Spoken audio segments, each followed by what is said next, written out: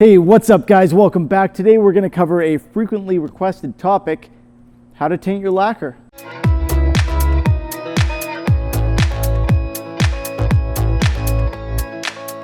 So painting your guitar is one thing, but a lot of people want these beautiful, deep, transparent looks with a tint to them, like a red cherry burst type deal or something along the lines of a vintage amber. And all of those are done generally with tinted clear coats, and in many cases with tinted lacquers. Before we move on here, let me provide you with a quick example, which you will have seen from some of my other videos if you follow my stuff.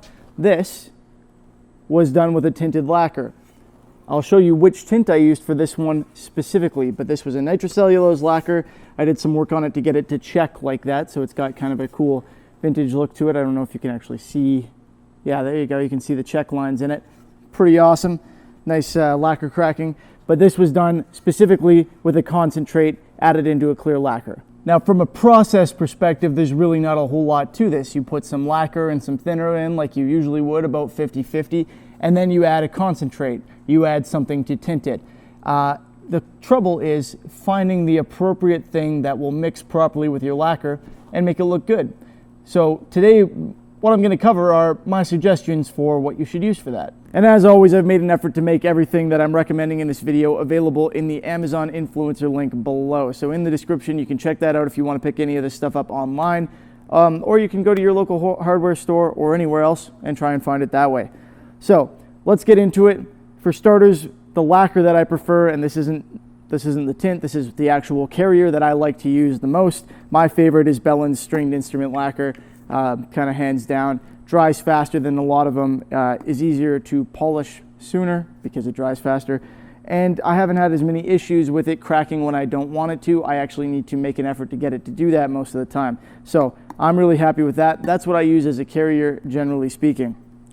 Now there are a lot of different options for actually adding the tint, but some stuff just straight up doesn't work. For example, textile dyes. I've tried using textile dyes that are designed to put them in water and make like tie-dye shirts and stuff like that.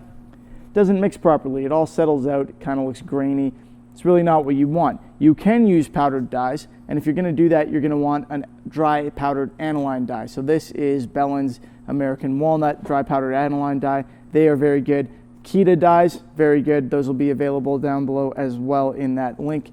And I think Kita dyes are actually pretty inexpensive. So those are a good option if you want to go with the dry powdered stuff. It definitely works. It's not my favorite though. I prefer to have a liquid additive. So the next option is to use something more along these lines, an alcohol-based dye. These are the Solar Luxe NGR dye stains. You've probably seen me use them many times. I've got yellow, black, and red here. So the yellow and red, for example, you can use to do a burst. Beauty of this is dries super fast if you want to apply it by hand. Really doesn't affect anything, doesn't change anything if you put it into lacquer. So you can use it to tint your lacquer, but if you want to get this stuff, it's very versatile because it's also great for doing a rubbed on stain, and for that you don't have to mix it with anything. The next option, and these are, I would say, my preference for doing a tinted lacquer, are concentrates. Now concentrates are awesome for a variety of reasons. First of all, they're very strong, so you can get a very powerful color out of them without using much. And that is a huge benefit for, one, getting a good color, and two, because it really isn't going to affect the composition, the drying time, the strength, anything like that of your lacquer, because it only takes a few drops. So there's not much in there to really do anything. These color tone ones, these are available at StuMac or, of course, in the description. These are really good for pretty much all the vintage colors. I've got green, red, and amber here. You can use them to do a burst. They're exactly what you would expect. They're what is used in a lot of guitar applications, and you can get some beautiful colors out of them. You can also mix them with alcohol or with water to create a dye that you can rub on. The only difference between that and the prior option is you would actually have to mix these with something to get it to do that. Only takes a few drops to do these, so like I said, you're not going to need much of it. This is probably good for like 25 guitars if I had to guess, which I do because I haven't done 25 tinted green guitars. But anyway, they're a little bit on the pricey side, but worthwhile when you look at it that way.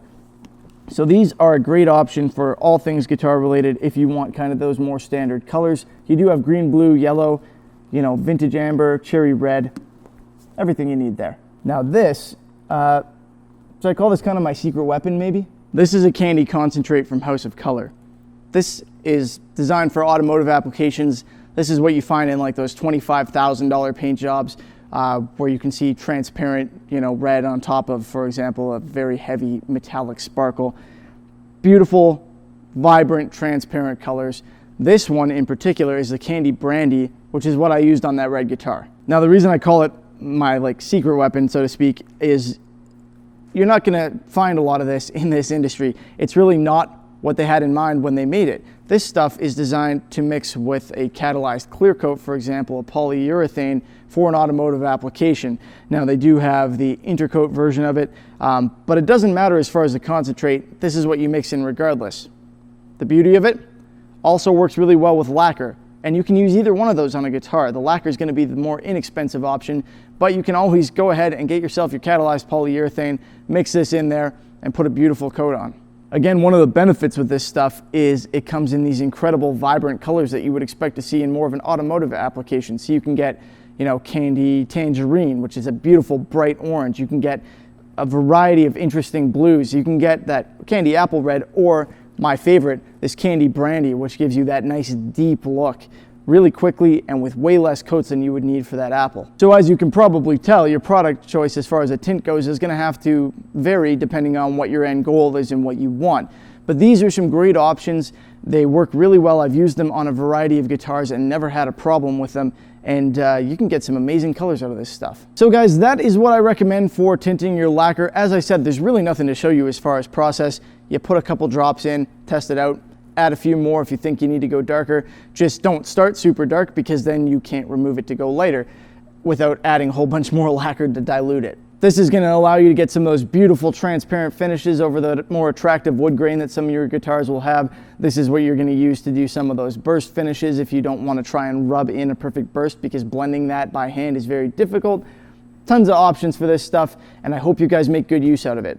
As always, thank you for watching. I hope you enjoyed the video. If you did, please feel free to give it a thumbs up, and don't forget to subscribe if you haven't already, so you can see what kind of wacky stuff I come up with next time. Thanks for watching. Have a good one. I'll see you next time.